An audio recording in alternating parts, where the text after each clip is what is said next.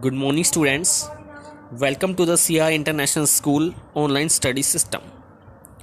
Today, we will discuss the merits and the demerits of joint Hindu family. Remember, we are doing lesson number 2, the forms of business organization. Let's start our topic. Firstly merits. देखिए, कुछ points हम पहले भी previous assignment में पढ़ चुके हैं, कुछ 2-3 पॉइंट्स रह गए थे जो हम डिस्कस करेंगे। एक बार फिर से देख लेते हैं उन पॉइंट्स को। फर्स्ट था इजी टू स्टार्ट बिजनेस। तो मैंने बताया था आपको कि जॉइंट हिंदू फैमिली में बिजनेस में आपको कोई अलग से डॉक्यूमेंटेशन या लीगल फॉर्मेलिटीज़ पूरी नहीं करनी पड़ती, तो इसलिए इन्हें स्टार्ट करना बड़ा ईजी होता है। सेकेंड था सीक्रेसी। सीक्रेसी मतलब इन्फॉर्मेशन गुप्त रखना। तो क्योंकि कर्ता ही सारे डिसीजन लेता है, तो सारी इन्फॉर्मेशन उसके पास होती है और वो उन इन्फॉर्मेशन को लीक होने नहीं देता, किसी आउटसाइड कंपेटिटर के पास ट्रांसफ़र नहीं होने देता, तो सीक्रेसी बनी रहती है। Direct contact with the customer. जो करता होता है जॉइंट हिंदू फैमिली का, उसका डायरेक्ट कॉन्टैक्ट होता है कस्टमर के साथ, तो इसीलिए वो कस्टमर की लाइकिंग को, एटीट्यूड को, उनके फैशन को बड़े अच्छे से समझता है, जो कि उसे फ्यूचर प्लानिंग में काफ़ी हेल्प करती है। Prompt decision. प्रॉम्प्ट यानी कि सटीक, करेक्ट डिसीजन लेना। तो क्योंकि उसे किसी और से कंसल्ट नहीं करना पड़ता, किसी और से एडवाइस नहीं लेनी पड़ती, सलाह मशवरा नहीं करना पड़ता, तो बड़ी जल्दी से ऑन द स्पॉट सही डिसीजन ले लेता है। उसके डिसीजन सही भी शामिल होते हैं, कोई कन्फ्यूज़न की कोई सिचुएशन अराइज ही नहीं होती। नेक्स्ट पॉइंट था direct relationship between efforts and consideration. Efforts का मतलब है प्रयास करना, कोशिश करना, और कंसीडरेशन का मतलब है उसका फल मिलना। तो सीधा संबंध होता है कि कर्ता of the Hindu joint family जितनी ज़्यादा मेहनत करेगा, जितनी ज़्यादा एफर्ट्स करेगा, उतना ज़्यादा प्रॉफिट होगा। क्योंकि जो प्रॉफिट पर एक्सक्लूसिव राइट होता है वो पूरा का पूरा कर्ता का होता है। कर्ता का पूरा अधिकार होता है प्रॉफिट पे, और वो बाकी मेंबर्स को उनके शेयर के हिसाब से प्रॉफिट बांटता है। बाकी सारा प्रॉफिट कर्ता का ही होता है। This give encouragement to put in more hard efforts in doing the work. तो इसीलिए वो ज़्यादा से ज़्यादा एफर्ट, ज़्यादा से ज़्यादा प्रयास करता है ताकि ज़्यादा से ज़्यादा प्रॉफिट वो कमा सके। नेक्स्ट पॉइंट है एडवांटेज ऑफ इनहेरिटेज क्वालिटी। तो इनहेरिटेज का मतलब होता है विरासत। ठीक है, विरासत। तो ये जॉइंट हिंदू फैमिली विरासत पर चलती है बेसिकली। पहले दादा, फिर बेटा, फिर पोता, इस तरह से जो कर्ता होता है वो बदलते रहते हैं इसके। तो देखिए, the joint Hindu family business is handed over to one generation to the another and the member of the family continue to maintain the business. तो देखिए, जो जॉइंट हिंदू फैमिली है उसकी जो पावर या कमान है कर्ता के पास होती है, और कर्ता की अनुपस्थिति में वो किसी और को ट्रांसफर हो जाती है। कर्ता की डेथ हो जाए, इंसॉल्वेंसी हो जाए, या कोई और दिक्कत हो जाए, तो वो किसी और को ट्रांसफर होती है। तो यानी जनरेशन वाइज जनरेशन जो पावर है वो ट्रांसफ़र होती रहती है। ठीक है, जिससे कि हमें बेसिकली फ़ायदा मिलता है बिजनेस को चलाने में, और बिजनेस के जो ट्रेडिशंस हैं उन्हें फॉलो करने में और आगे ले जाने में। This give the benefit of the ancestral reputation. Ancestral यानी कि पैतृक। तो आपकी जो पैतृक रेपुटेशन है, जो प्रसिद्धि है, जो ख्याति है, वो बनी रहती है बिजनेस के अंदर। आपके दादा ने जो गुडविल बनाई उसका फ़ायदा आपको मिलेगा, आपने जो गुडविल बनाई उसका फ़ायदा आपके आने वाले बेटे को मिलेगा। तो जो गुडविल है या रेपुटेशन है वो बनी रहती है। अब देखिए डीमेरिट्स या limitation of joint Hindu family. First है लिमिटेड रिसोर्सेज। देखिए, जॉइंट हिंदू फैमिली में कोई शेयर्स वगैरह तो इशू होते नहीं है कंपनी की तरह, उन्हें केवल अपनी ही प्रॉपर्टी से बिजनेस स्टार्ट करना पड़ता है। तो यहाँ जो रिसोर्स होते हैं जॉइंट हिंदू फैमिली वो लिमिटेड होते हैं, और लिमिटेड रिसोर्स के कारण देखिए this will reduce the power of competition in the business. तो रिसोर्स कम होने के कारण आप कंपटीशन नहीं कर पाते। क्यों नहीं कर पाते? क्योंकि आप अच्छी क्वालिटी के ह्यूमन रिसोर्स नहीं ला पाते, अच्छी क्वालिटी के मशीन ही नहीं ला पाते, इसलिए जो कंपटीशन है उसमें आप पीछे रह जाते हो। These factor also become a hindrance. Hindrance का मतलब रुकावट होता है।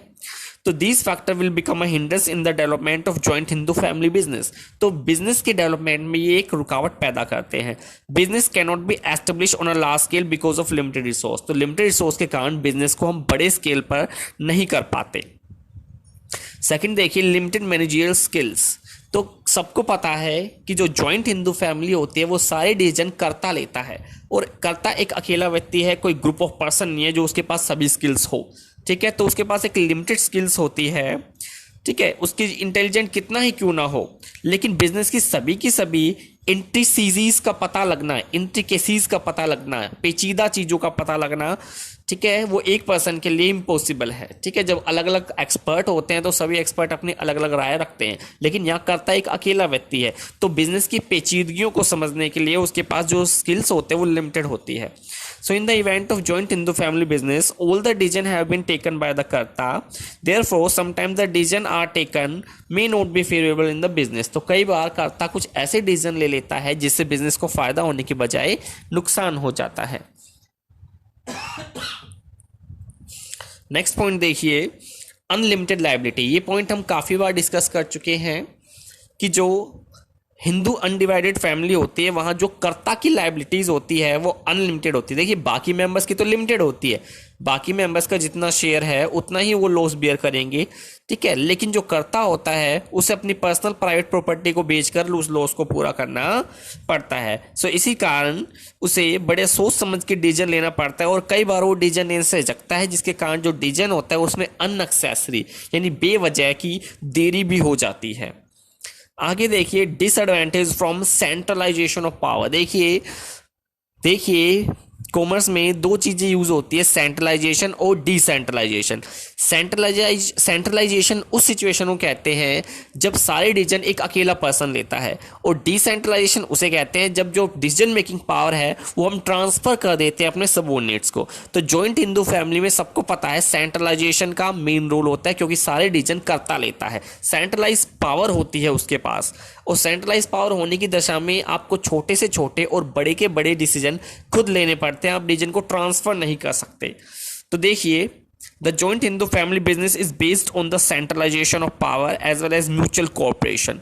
तो म्यूचुअल कोऑपरेशन यानी कि सहयोग, सभी साथियों का सहयोग, मेंबर्स का सहयोग मिलना जरूरी होता है।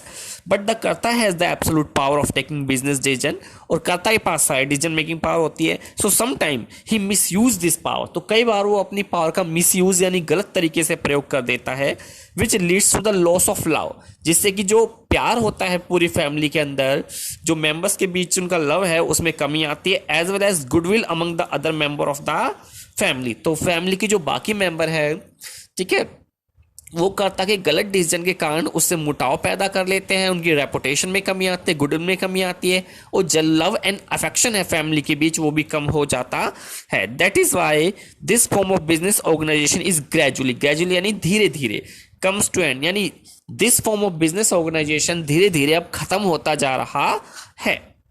नेक्स्ट पॉइंट देखिए, लास्ट पॉइंट है आपका lack of cooperation from member. तो एक कर्ता ही सारे डिसीजन लेता है और उसे बाकी मेंबर्स का सहयोग मिलना थोड़ा सा मुश्किल हो जाता है। देखिए क्यों। Generally it has been observe that, यानी सामान्य तौर पर ये देखा जाता है that the member of the family are interested in increasing their individual property, कि जो मेंबर्स है वो अपनी प्राइवेट प्रॉपर्टी को इंक्रीज करने के पीछे भागते हैं, अपने प्राइवेट प्रॉपर्टी को इंक्रीज करने के बारे में सोचते हैं, rather than taking care of the joint Hindu family. तो अपनी जॉइंट हिंदू फैमिली की केयर नहीं करते, परवाह नहीं करते, और अपने केवल व्यक्तिगत हित देखते हैं, अपनी प्रॉपर्टी को बढ़ाने की कोशिश करते हैं। This result in a lack of cooperation among the members of the family, जिसके कारण जो कोऑपरेशन होता है, सहयोग होता है, उसमें काफी कमी आ जाती है। Thank you very much. Stay home, stay safe.